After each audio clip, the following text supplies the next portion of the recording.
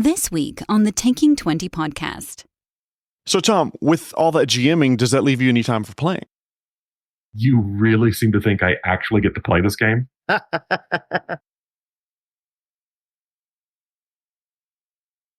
Welcome to the Taking 20 podcast, episode 240, an interview with Pathfinder Infinite Master Tom Robinson. I'm skipping the pun this week since this is already a supersized episode, and I want to get right to the interview. My regular listeners know that I hardly ever do interviews. I think maybe this is the fourth one in the life of this podcast. I only bring on people who are interesting and knowledgeable about tabletop RPGs and I feel are worth your time. Tom Robinson is a published author of 7 different adventure modules, including Hive of Corruption, The Isle in the Mist, and the newly released Harvest of Shadows. Tom is actually one of my GMs, and I have learned so much from him playing in his game, and I think he has so much knowledge he can share with all of us. Tom, thank you so much for coming on the podcast. Tell me a little bit about yourself. So it's like mopping. You know, you sort of ask them about what's your favorite mop that you like to clean with, right? Exactly. What's your favorite mop you like to clean with? What's the mop you like to use? Or do you have a broom or a dustpan? No, I don't have either of those. So, hello, I'm Tom Robinson. I'm a seasoned theater director and educator.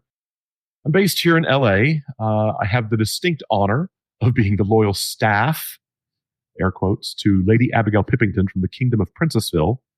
That is her name. Yep. My delightful smooth fox terrier. Though, mostly we just call her Abigail or Abby. She's fondly known. Together we explore life's adventures, both in the world of theater and beyond. I've had the joy of traveling across the intercontinental U.S., blending work mostly with pleasure and embracing the richness of each new journey as I travel, etc. So, But I'm fortunate to have a wonderful circle of friends and confidants who pretty much keep me grounded and offer wisdom when I need it most. And as the years have gone by, I found myself becoming more reflective, as we do, taking the time to look back on my many adventures life has brought my way. Lately I've turned those reflections into writing, capturing the stories, lessons, and moments that have shaped my journey. Life has certainly been an adventure. It's been full of twists and turns and occasional bumps and bruises that we all encounter. I've had my fair share of challenges, but each one has added character to my story, shaping me in ways I really couldn't have imagined. I've learned to embrace the highs, weather the lows, and find meaning even in the toughest moments. I mean, after all, it's the knocks along the way that make the journey truly remarkable, giving me a deeper appreciation for the people I've met and the experiences that have shaped me. That's very interesting, a way to describe your life. And I guess along that journey, how did you get started playing Dungeons & Dragons or Pathfinder along the way of your life's adventure? Well, yawn. Abby's right here by the microphone, so she wanted to yawn. That's outstanding. So it's a little circuitous.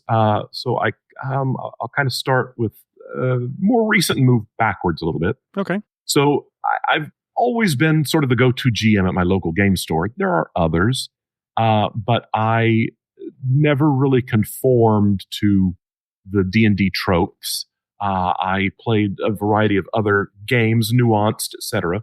And at my local game store, I played Shadow of the Demon Lord by Rob Schwalb. It's one of my absolutely favorites to run. That game is dark, it's twisted, it's slick. Oh my God, it's streamlined and it's brimming with an eerie madness. We had some truly unforgettable sessions filled with mystery, chaos, and pure insanity. But let's be real. It's definitely a system designed for more mature audiences. When younger players started joining my groups, I knew I needed to get it a little bit more age appropriate. Still, for about 4 years, I introduced a ton of gamers to the game, and it never failed to deliver those spine-tingling, edge-of-your-seat moments that we all look for in our gaming. But I've even had the incredible opportunity to write for Schwalb Entertainment, contributing to Rob's Disciples of the Demon Lord series. Several of my works are still up on DriveThru RPG, which feels a little surreal to this day. They're good, but I was testing out my wings, as it were. But those were the early days of me spreading my wings and diving headfirst into the deep end of RPG writing. It was a pretty wild and exciting time, learning the ropes and finding my voice really as a game designer. Now, I also wrote for another system, and while I was proud of what I created, cipherlistically speaking, if you catch my drift, the experience with the people running it was an absolute and total nightmare. Let's just say I've sworn off ever working and writing for that team again. It was not rewarding, worthwhile, or not supportive. Some things you only really need to experience once. But after that came Pathfinder, and I had played the original Pathfinder way back when it was still affectionately called by some, D&D 3.75. And after pouring my creativity into Shadow of the Demon Lord and Rob Schwab's endless stream of content, I mean, seriously, that man is a machine when it comes to world building and content creation. He's just insane. I found myself craving something fresh and new. And I had 3 regular gaming groups at the store, and they were also itching for something new, something a bit different. And we experimented with a few systems, but nothing really clicked. And I was starting to lose hope. But then there was some buzz starting. This little thing was releasing on the horizon called Pathfinder 2nd Edition. And so suddenly we had something promising to sink our teeth into, and I really couldn't wait to explore it. So naturally, we dove in head first. We only had the beta test materials to work with, and I was able to rework some of my old campaigns. I added new twists, and we were off and running.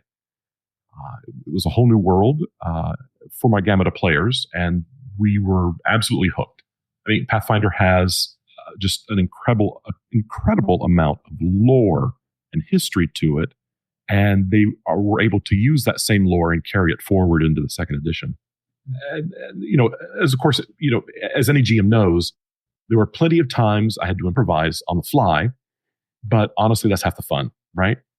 To roll by the seat of your pants, rolling with the punches, adapting to the story and in real time. It's all part of the thrill of GMing. Absolutely. Plus getting to the end and say, okay, now what did I make up on the fly tonight that I've got to remember for tomorrow? That's sort of how I got started playing Pathfinder. Well, okay, then the question I would have is, I love asking longtime players this question, but do you remember the first character you ever played? So you actually think I get to play these games, right? Okay, fair enough. So the truth is, as much as I love GMing for Pathfinder 2e, it's a system I've really yet to experience as a player. I mean, don't get me wrong. Running the game is a blast, but one of these days, I'd really love to be on the other side of the screen, rolling the dice and diving headfirst into adventures myself. But, for now, I'll happily keep crafting worlds and weaving stories for others to enjoy. Well, let me sort of say where it all began, I suppose. The very first character I ever played was a magic user. Remember those days when you were just, you weren't a wizard, you weren't a mage, you were a magic user. Yep. User of magic. Back in the day when I was just in junior high school. Ages and ages ago. Understood. So picture this. So there was a young man in my town, and he walks into our local library because that's where I would often just hang out. And he was holding this mysterious white box. And that box was absolutely filled with imagination. He had just returned from some strange convention and just couldn't stop raving about his experiences there. So, naturally, curiosity was piqued, and, we dove in, eager to unleash our creativity and embark upon our epic adventures. Because, what adventures they were. It was truly a magical time. It's an age that some days it just seems lost, filled with laughter, imagination, and late night brainstorming sessions. I really look back on those days fondly. Yes, I am truly that old. But, the joy of those early gaming experiences makes me smile, when I remember, each roll of those multifaceted plastic dice, clinking on the table, and every story we shared, crafting memories. It stays with you after all this time. Oh, it does. And yeah, especially those wonderful both highs and lows of gaming like that. I still remember the first set of dice I ever had are the ones that you had to color in with a crayon. Oh, yeah. They came with that little white crayon, and you'd like just scratch it, and it would get all this waxy stuff. And you'd have to take a Kleenex or a little towel and wipe it off, and it would stick in the middle. And then you roll the dice where it would get warm. It's, sitting in their box when you walk to school, and then it would like melt. And it's like, where did my numbers go? And you'd have to find some damn crayon to do it all over again. And then the fancy people had the mixed colors. They would, like they'd color part of the number one color and another one, and the bottom of it would be completely different. I was only ever given I'm not the that green fancy. and the orange crayons by my sister. So, because she liked the pink and the white. You're not only an adventure author, which of course we'll talk about that more here in just a little bit, but you were named a Pathfinder Infinite Master. What was it, 2 years ago? Was that right? Yeah, I was in sort of like the first wave, which was technically the second wave. And it's when they opened it up to the community, and they invited, I think there were 12 of us or so that they invited in that wave. And I was among the first set that they brought in because I had already written. I knew that it was coming, and I desperately wanted to be, to receive that little title, like, ooh, I'm an Infinite Master, ooh, whatever that meant at the time. But I wanted that, so I made sure to get my adventures out there. So I think my first 2 or 3 adventures were before it was even a thing. I guess I would follow up by asking, what does that title mean to you? Every time I sit down to create, I said I wanted that, that it's not bragging rights, but I do feel the weight of responsibility with that, and I also embrace the thrill that it does bring. I truly believe that my contributions can enhance the Pathfinder community, turning each story and adventure shared experience. It's more about than just delivering content. It's about crafting moments that players and GMs will remember long after the dice have stopped rolling. And, writing for Pathfinder Infinite is like unlocking a treasure trove of potential. I really revel in the opportunity to design intricate and immersive products that open up limitless possibilities for exploration, whether it's engaging players in captivating story arcs or providing GMs with tools to elevate their campaigns. I find immense joy in igniting those imaginations. Thanks truly to Paizo's unwavering support and rich array of resources, I'm really able to weave narratives that delve into diverse themes, creating tapestries of adventures to cater to every taste. Each project is a new adventure waiting to unfold, a blank canvas, as it were, where my creativity can run wild. I suppose, with every word I write, I aim to inspire and entertain, making our Pathfinder journeys not just games, but really unforgettable experiences we can share as a community. Well, given that you have authored, I believe, at least 7 Pathfinder 2e adventures that I can think of off the top of my head, you're releasing a brand new adventure called Harvest of Shadows. So what's that adventure about?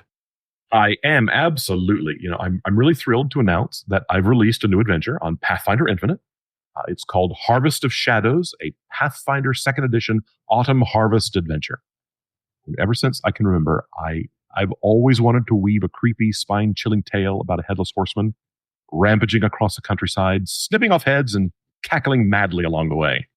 Harvest of Shadows draws inspiration from the classic Legend of Sleepy Hollow, a story many are familiar with, but with a twist, a dark, mysterious, and incredibly twisted twist. Just when the players think they've unraveled the mystery, everything sort of flips upside down and heads in a completely different direction. The adventure offers a wealth of role-playing opportunities for players, and really, I feel some fun games and challenges. There's even a special recipe that I included in there to be made for game nights. So, players and GMs can work on their baking skills to bring a little treat to the gaming table. I might get a bit verbose with my monologues, I guess, as I age. My villains and baddies and NPCs get a little long in the mouth, but it's a charming festival, a festival of reaping, and that's in full swing, bringing the small community together to celebrate the bounty of the harvest. So welcome to Misty Meadows, where the final days of Lamachan bring the festival of reaping, a time meant to celebrate the harvest's bounty. But this year, the festive cheer is hurtled into dread. Once the streets would be alive with music and laughter, children dressed in costumes, tables heaped with golden harvests. Now a thick shadow looms over the village. The spectral rider has returned, a haunting figure from forgotten nightmares, and his presence weighs heavy on every whispered word, every fearful glance. The air buzzes with sinister rumors, townsfolk disappearing, farms left to rot, and grisly murders staining the edges of this once thriving hamlet. Something malevolent stirs in misty meadows. Will you face the darkness and uncover the unspeakable truth before it's too late? Now I want to play it. With that elevator pitch, now I want to play it. Because I love Halloween-themed adventures. I really, really do. Oh, I do too. I just love the season. I never decorate enough for it. So in Harvest of Shadows, what levels should the characters be when they start the adventure? It's crafted for a group of 4 players, ideally at level 4. But don't worry, it's super flexible. You can easily adjust difficulty up or down to suit your party's needs. That way, it ensures that everyone can enjoy the fun and excitement. But it is designed for level 4 and 4 players. But Paizo makes it super, super easy to adjust things for really any level. They really do. And I mean, that's one of the things I have to admit. I try to stay somewhat system agnostic on the podcast, but one of the things that I am very happy about Pathfinder 2e, the numerous tools they give you to adjust your DCs up and down, your hit points up and down almost on the fly. It's fantastic. Oh, yeah. It's super, super easy. Does your adventure come with any virtual tabletop integrations? Oh, absolutely. So all of my adventures, all of them that I write, are designed exclusively for Foundry VTT. So the best part, I don't charge extra for the integration. It's all included in the regular purchase price. GMs and players can dive right into the action without any extra hassle. Everything's just there for you. So all the maps are already included and walls are built and everything just kind of ready to go. Everything is in there. It's ready. There are, in many of my games, there's sound. There are effects that happen on the screen. There's layering so the players can feel, that they're getting immersed, not only in their maps, but in their role play and in their games. So yeah, I try to include as much as possible in the time frame I have to write it and get it to market. And if somebody wanted to buy it, where can they buy Harvest of Shadows? You can grab it right now for the fantastic price of just $4.99 over there at PathfinderInfinite.com. It's a great deal for an adventure packed with excitement and creativity. Well, it sounds very interesting, and I'm looking forward to running through it. That's something I definitely would love to run and play in. And make that recipe. You know what? I read that recipe, and I went and got some apples, and I need to just basically start making it. For those of you who are interested, I believe it's an apple tansy. Is that right? It is. It's an apple tansy. It's super. It takes 15, 20 minutes, and you can whip it right up. It's really fun. If I can, I'd like to change the subject just a little bit to more of a generic topic of writing adventures, if that's okay. Sure. So what made you want to start publishing your adventures, even like you said, before you started with Pathfinder? What made you want to start writing those adventures and putting them out there?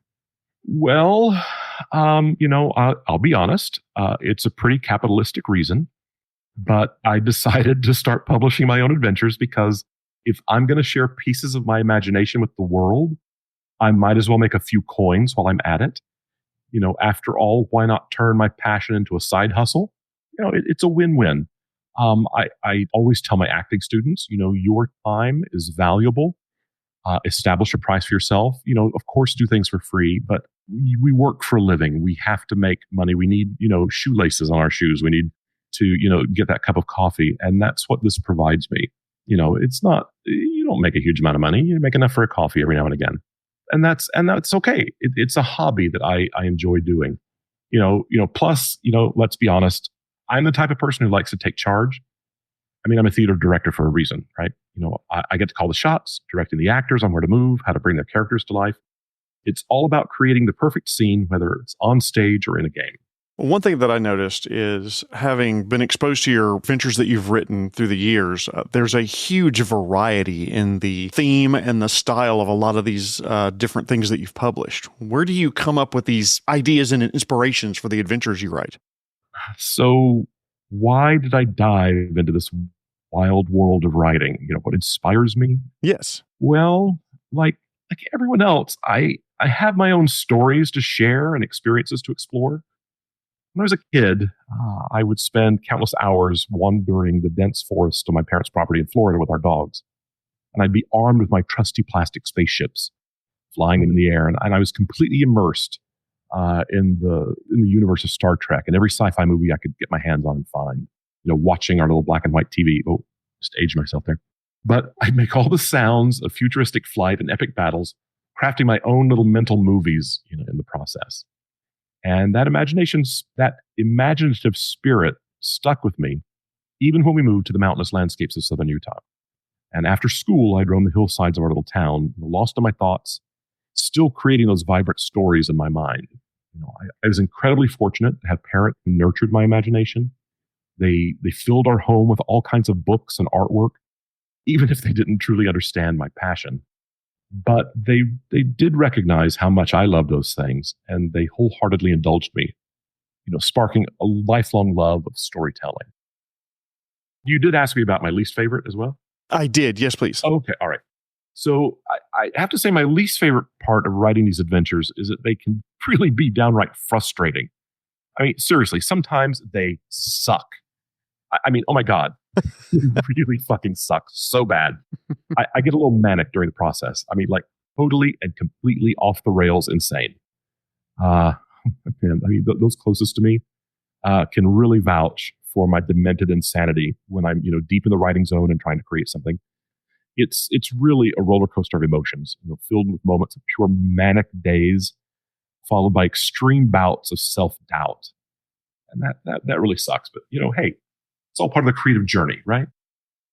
It is. And it takes courage to, even though, like you said, you look at parts of it and you feel like it's off the rails insane and you're scared that it's going to suck, you still produce that content and put it out there for everybody.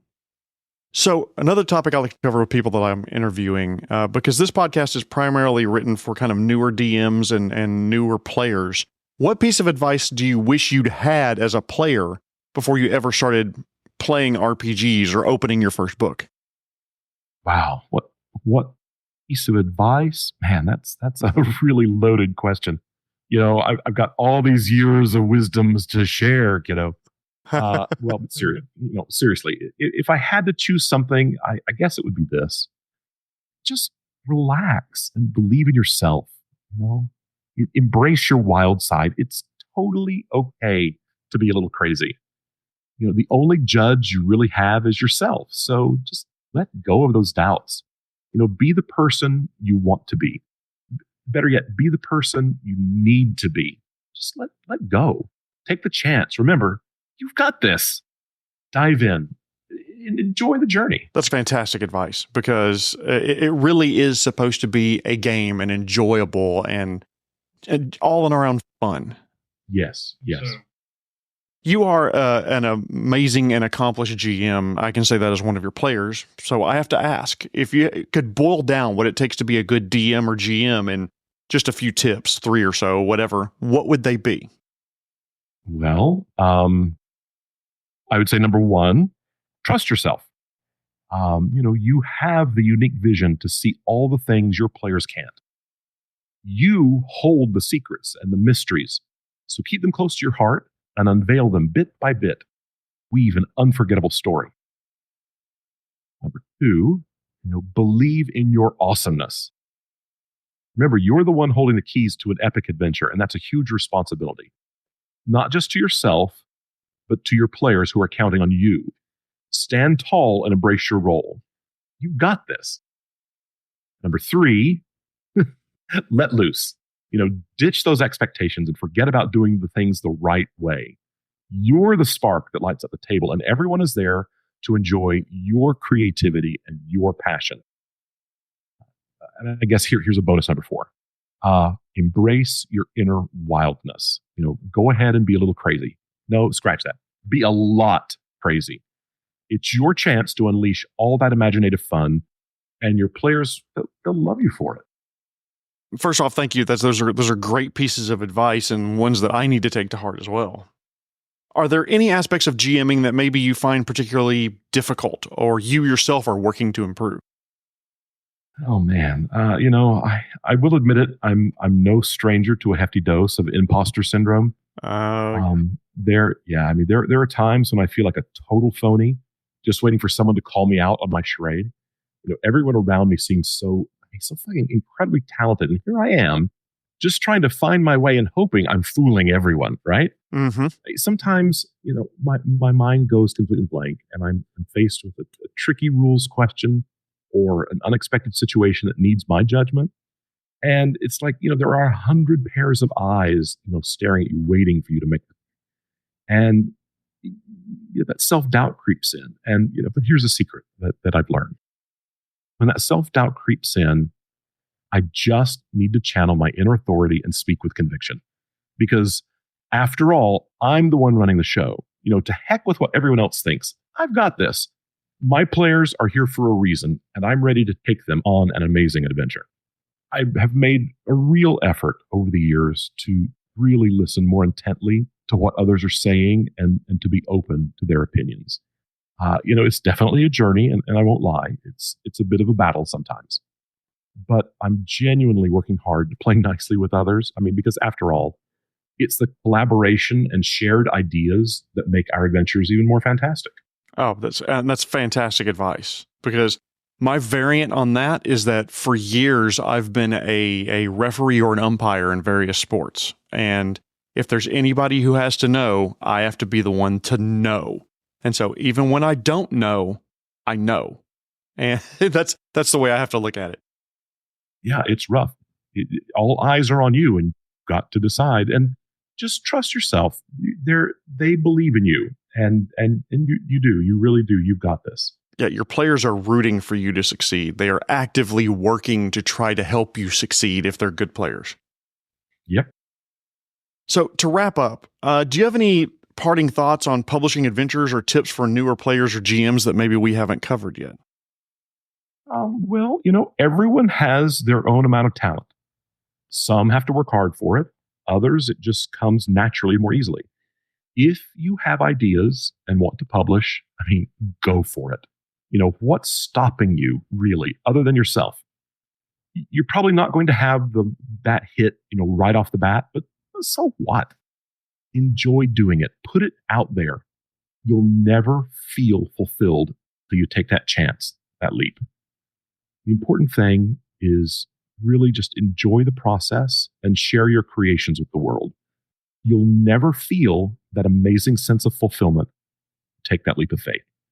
So embrace your creativity and let your imagination soar. So how many groups do you get GM for on a regular basis?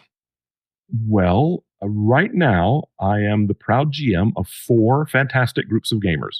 So interestingly, my days of live tabletop gaming came to a halt when the pandemic hit.